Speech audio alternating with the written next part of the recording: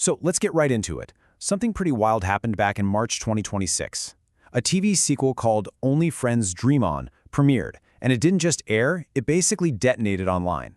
We're talking a massive, global stir that had everybody talking. And when I say everybody, I mean it. In just about an hour, the show completely skyrocketed. It hit the #1 trending spot for non-English shows in a bunch of countries. It wasn't a slow burn, it was an instant, undeniable hit. Which, brings us to the big question here. How on earth did a sequel pull this off? This wasn't just a popular show, it was a full-blown phenomenon. So what were the secret ingredients that made this thing a global sensation? Let's break it all down. Okay, first, let's just look at the immediate explosion. The way this show launched was like a masterclass in breaking the internet. And honestly, the numbers were staggering. The social media takeover was just absolute. The premiere's hashtag hit #1 trending in places like the Philippines and Australia almost instantly. This tells you it wasn't just people watching, it was a full-on online event. But here's the thing that makes it really interesting. This wasn't just some fleeting internet hype. The show was also getting top-tier ratings from critics and fans on major review sites. So it had the buzz, but it also had the quality to back it all up. And the reason critics were loving it really boiled down to this one phrase that kept popping up: no filter storytelling. They were all praising the show's raw, unfiltered, and just bold approach to its story. And that was a huge deal because it was so different from the norm. Now, a huge part of that no-filter vibe came down to one absolutely brilliant and strategic decision. We're talking about a casting power move that had the audience buzzing before a single scene even aired. So what did they do? They brought in not one, but two incredibly popular actor pairings, EarthMix and JossGawin. Look, these are duos with huge dedicated fan bases. Bringing them into this specific show, that wasn't just casting. That was like pouring rocket fuel on a fire. The strategy was just genius in its simplicity. You take these beloved fan-favorite actors and you drop them into the Only Friends universe, a series that's already famous for having absolutely zero boundaries. The result was exactly what you'd expect, a complete and total fandom meltdown. The excitement was just off the charts.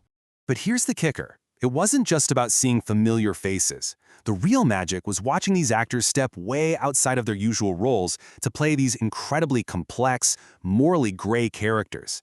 It showed this whole new side of their acting and gave longtime fans something completely fresh to get excited about. And that evolution wasn't just happening with the actors. The show itself was taking a huge leap, basically rewriting the rules for its entire genre. Now, for anyone who might not know, the show is part of the BL, or boys love genre.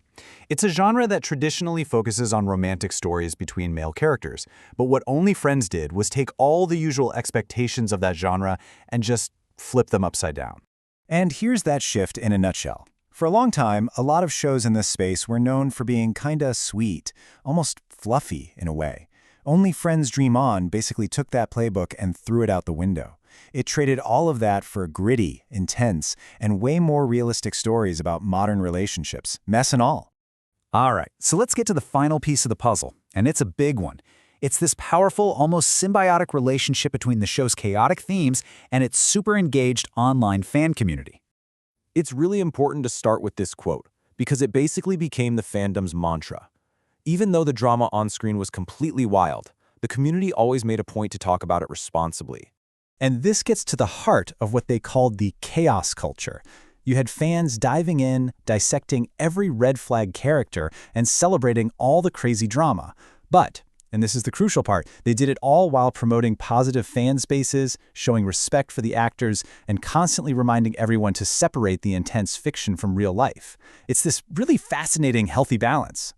So when you put all of those pieces together, the hype, the bold storytelling, the casting, the community, you don't just get a hit show.